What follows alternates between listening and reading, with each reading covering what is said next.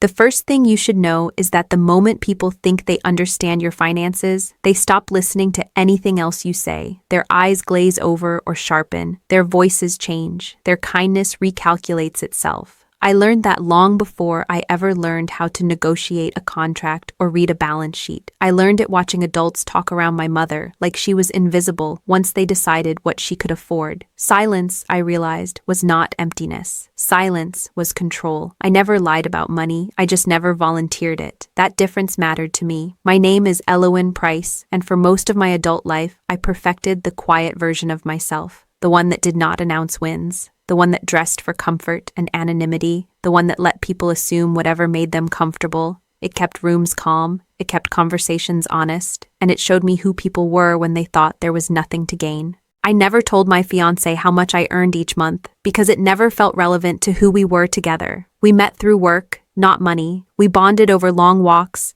cheap takeout, shared exhaustion. He saw my apartment, small but clean, sunlight pouring in through windows that overlooked a parking lot instead of a skyline. He saw me cook at home, mend my own clothes, turn down expensive outings without complaint. He assumed frugality meant limitation. I let him believe that because he never asked, and because I was curious about something I could not measure with numbers. I lived simply by choice, not necessity. The careful budgeting theater was something I performed with ease.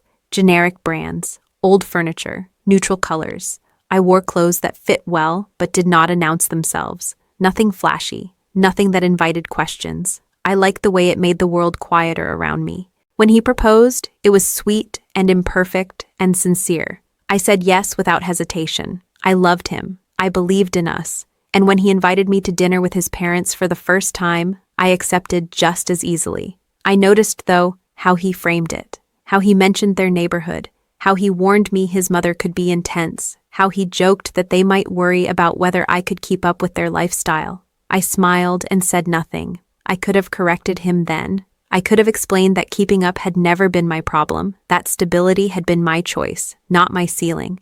But something in his tone made me pause.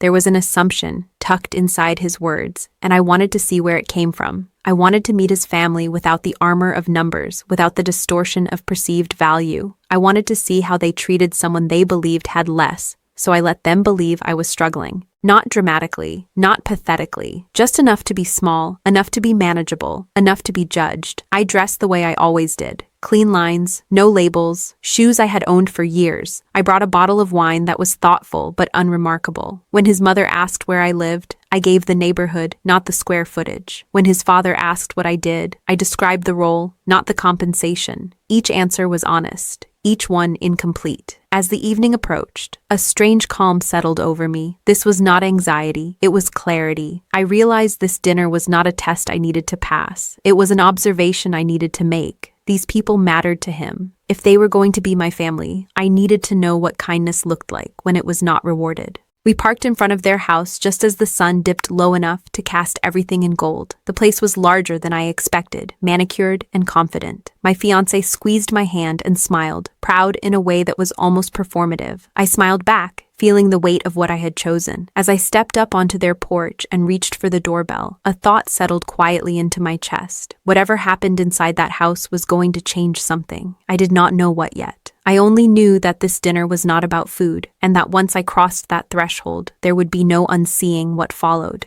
The moment I stepped inside their house, I understood that this evening was not a welcome. It was an assessment.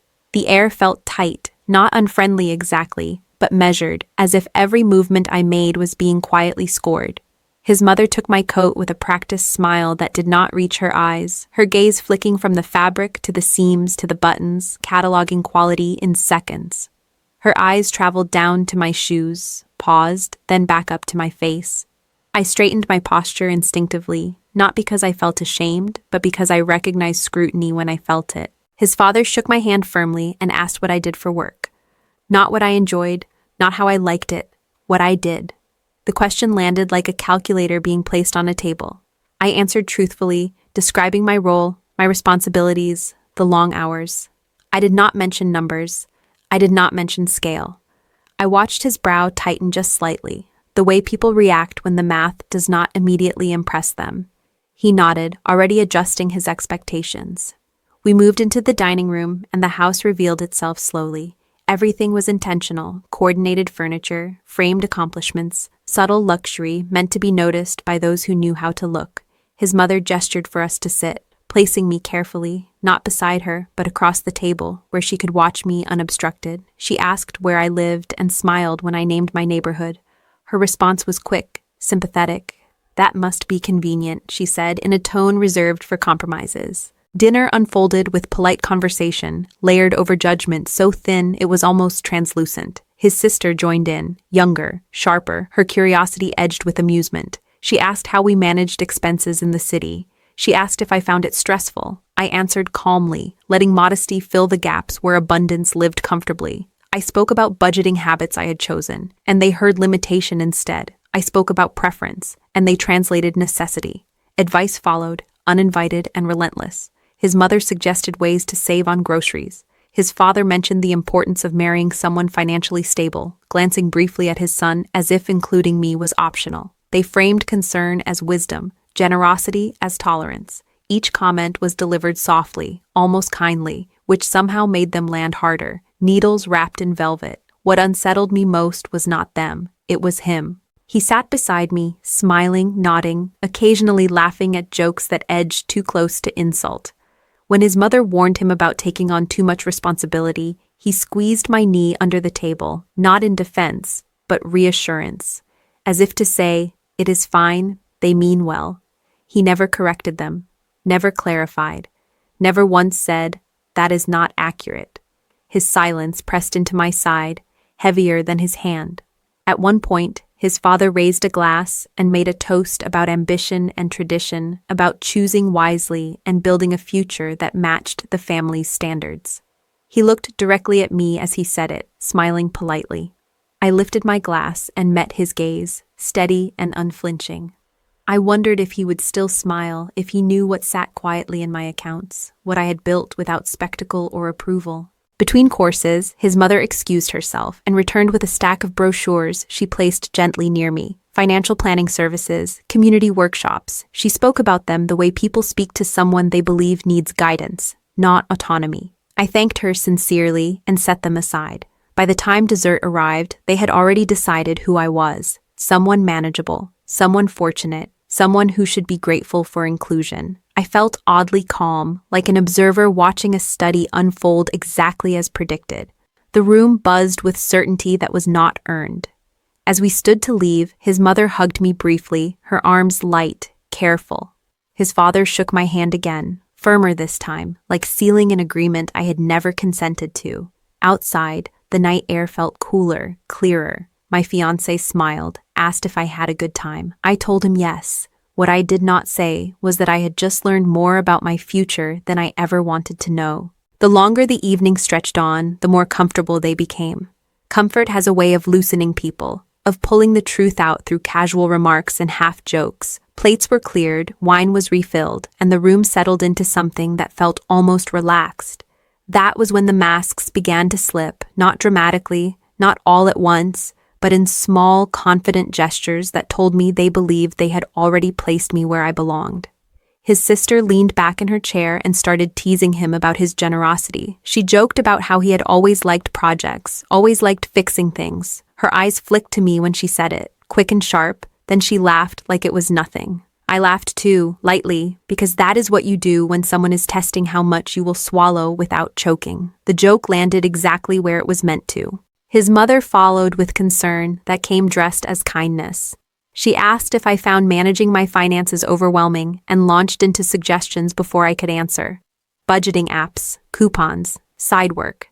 She spoke gently, as if she were offering a gift. Each word carried the assumption that I needed saving. I thanked her again, because politeness is a language I speak fluently, even when it costs me something. His father waited until the room was quiet before speaking. He cleared his throat and looked at his son with a pride that was unmistakable, then turned to me. He said relationships were about balance and that not everyone brought the same things to the table. He told me I should be grateful to have found someone so stable, so established, someone willing to shoulder responsibility.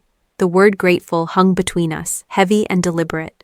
I nodded because arguing would have given him more power than agreement ever could. What fascinated me was how generosity transformed the moment they believed someone needed it. Offers became obligations, advice became instruction, concern became control. They talked about my future like it was a plan they were drafting, not a life I was living, where I might live. What kind of work was practical for someone like me? How children changed priorities, smaller choices, safer options, everything neatly contained. I watched their faces as they spoke, memorizing expressions, the way confidence sharpened their features. I noted how quickly respect evaporated once they assumed it was not required.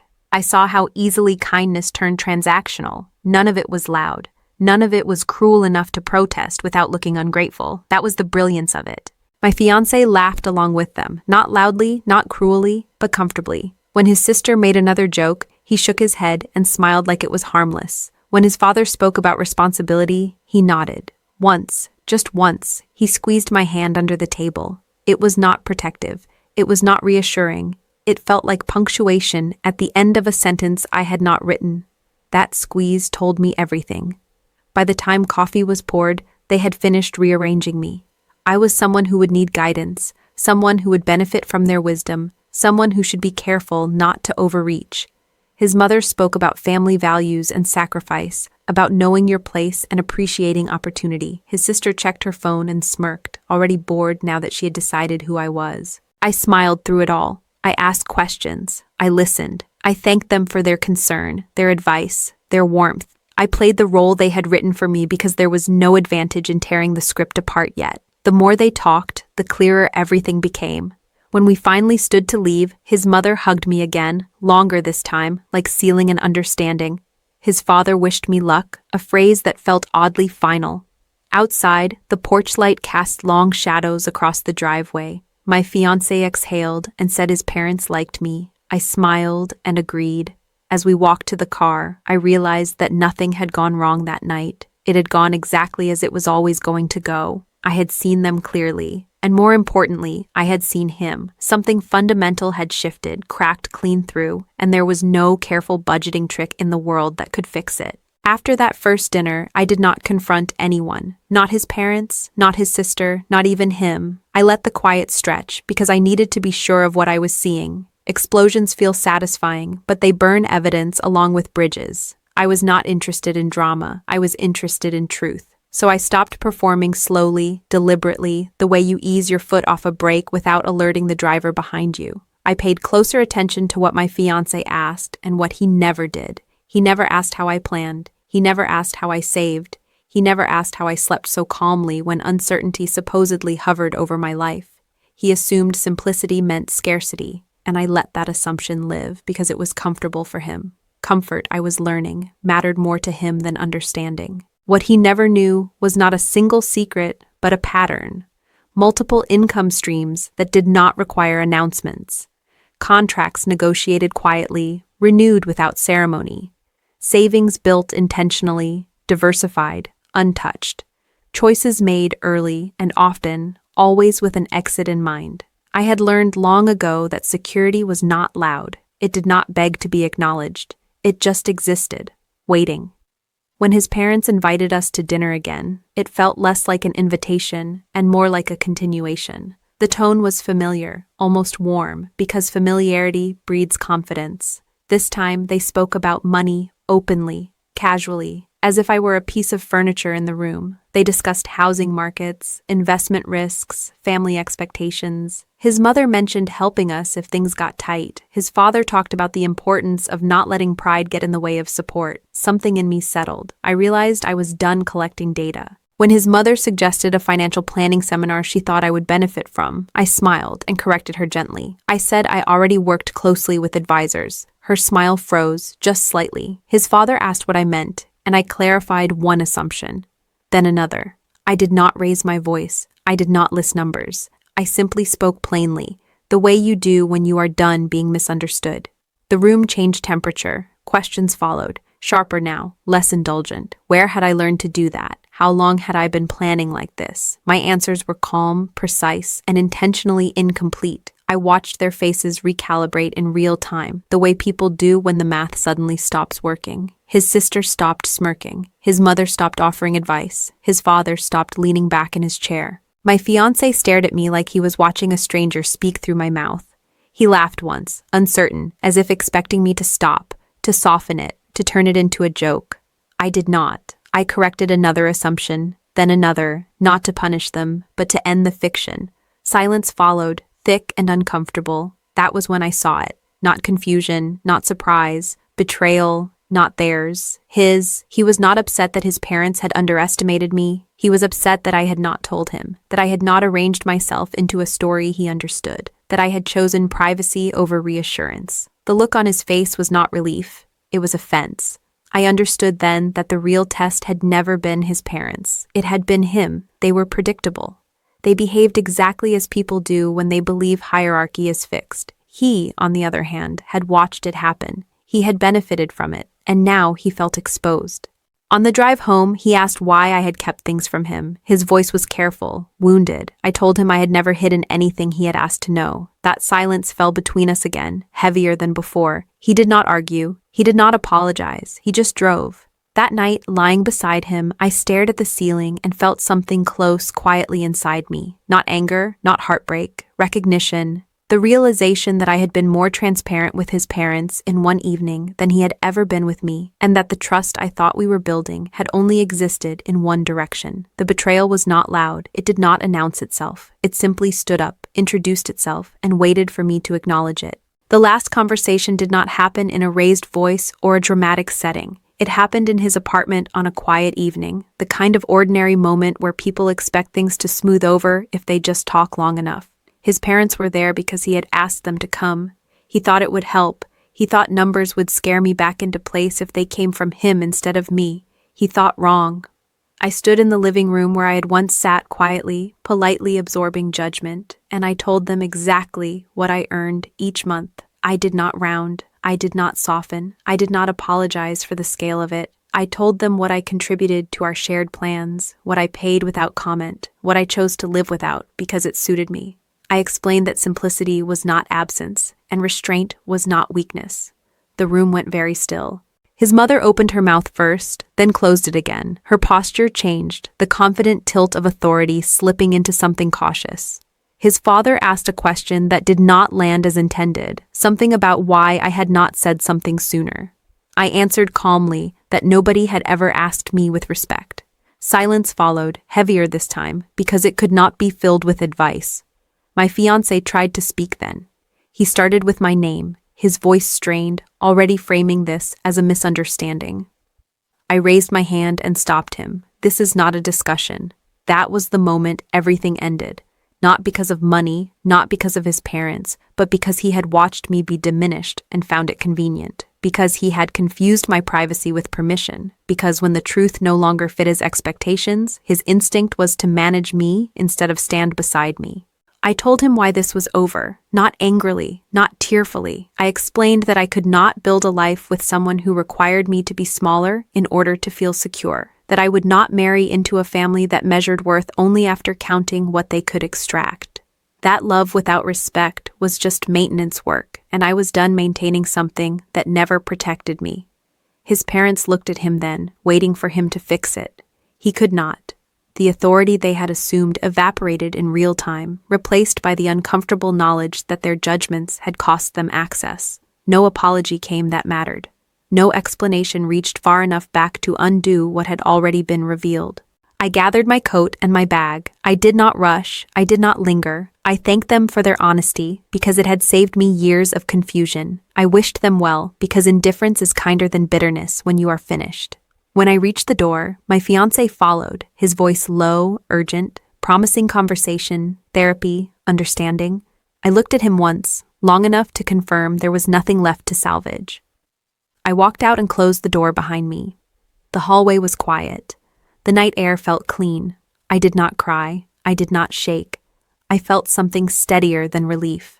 I felt alignment.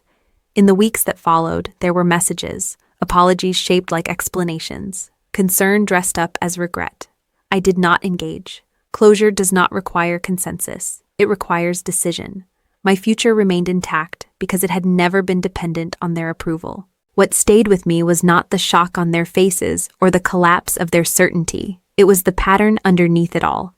How quickly people assign roles when they believe someone needs them. How generosity curdles into control the moment leverage appears.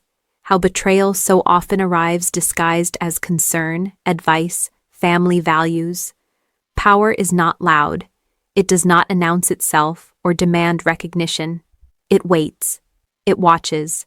And when the moment comes, it collects quietly, without spectacle, leaving nothing unresolved. I learned that night that the truest measure of security is not what you have, but what you are willing to walk away from.